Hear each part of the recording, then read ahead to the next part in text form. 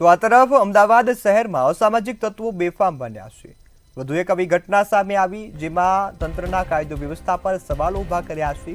અમદાવાદ શહેરની આ ઘટના છે જ્યાં શહેરના નિકોલ વિસ્તારમાં દુકાનદાર પર હુમલો કર્યા હોવાની ઘટના સામે આવી છે। દુકાનની છત પર દારૂ પીવાની ના પાડતા હુમલોને છે તેને અંજામ આપવામાં આવ્યો અને દુકાનદાર પર હુમલો કરવામાં આવ્યો હતો।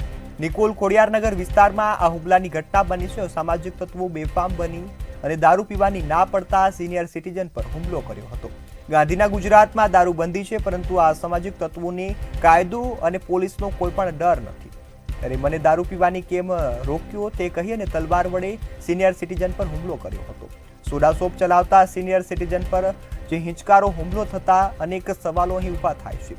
ત્યારે લુખ્ખા તત્વો ખુલ્લેઆમ તલવાર વડે હુમલો કરે છે અને પોલીસ કેમ શાંત બેઠી છે તેને લઈ સવાલો ઊભા થયા છે। સંવાદદાતા સુમન ઠાકોર ફોનલાઈન પર જોડાયા છે। જે સુમન, અમદાવાદમાં અસામાજિક તત્વો બેફામ બન્યા, નિકોલ વિસ્તારમાં તલવાર વડે હુમલો કરવામાં આવ્યો, શું વિગતો? જી ચોક્કસપણે રોનક કહી શકાય કે અમદાવાદમાં આવેલા નિકોલ વિસ્તારમાં અસામાજિક તત્વો બન્યા બેફામ। ત્યારે કહી શકાય કે વારંવાર આવી ઘટનાઓ સામે આવતી હોય છે કે પોલીસનો ડર હવે લોકોમાં નથી રહ્યો તેવું પણ લાગી રહ્યું છે। સાથે કહી શકાય કે દારૂબંધીવાળા રાજ્યમાં દારૂ પીવાના પાડે બદલે જે છે તે હુમલો જે છે તે કરવામાં આવ્યો હતો।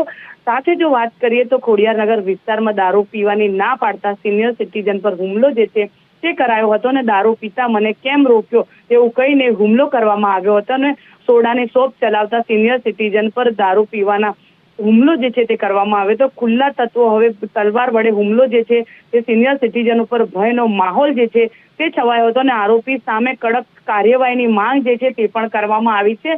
અમદાવાદ જાણે હવે લોકોને પોલીસનો ડર ક્યાંક ને ક્યાંક નથી લાગી રહ્યું તેવું લાગી રહ્યું છે। ક્યાંક વારંવાર આવી અસામાજિક તત્વોને લુખ્ખા જે તત્વો છે તે બેફામ બની ચૂક્યા છે કે પોલીસનો ડર હવે લોકોમાં નથી રહ્યો।